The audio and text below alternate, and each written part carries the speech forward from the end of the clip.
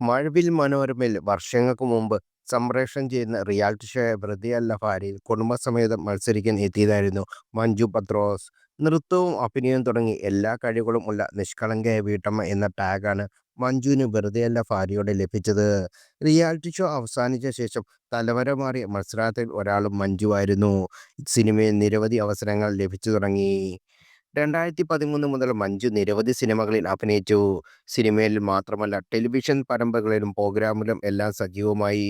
പിന്നീട് 2020 big boss മലയാളത്തിൽ season 2ലും മത്സരാർത്ഥിയായി താരമെത്തിയിരുന്നു. Big boss ഷോയിൽ വന്നതിനു ശേഷമാണ് മഞ്ജുവിനെ മലയാള പ്രേക്ഷകർ അടുത്തറിഞ്ഞു തുടങ്ങിയത്.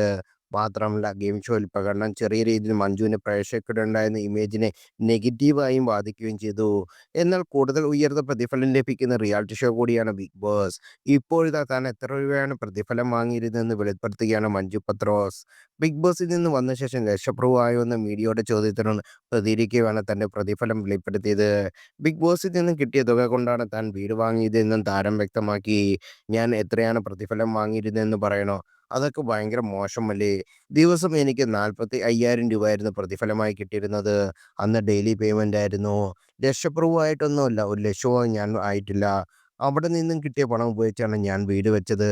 അല്ലാതെ പ്രൂഫൊന്നും ആയില്ല. 50 ദിവസം ബിഗ് ബോസ് ഹൗസിൽ നിന്നു. 50-ാം ദിവസമാണ് പുറത്തായത്. ആ സമയത്ത് മഞ്ജു പത്രോസിന് ദിവസം 1,00,000 രൂപയാണ് പ്രതിഫലം എന്നൊക്കെയാണ് ഓൺലൈൻ മീഡിയ ഇടുന്നത് കണ്ടിരുന്നത്. അത്തരത്തിൽ ഓൺലൈൻ മീഡിയ ഇടുന്ന ന്യൂസുകൾ എല്ലായ്പ്പോഴും സത്യമല്ല.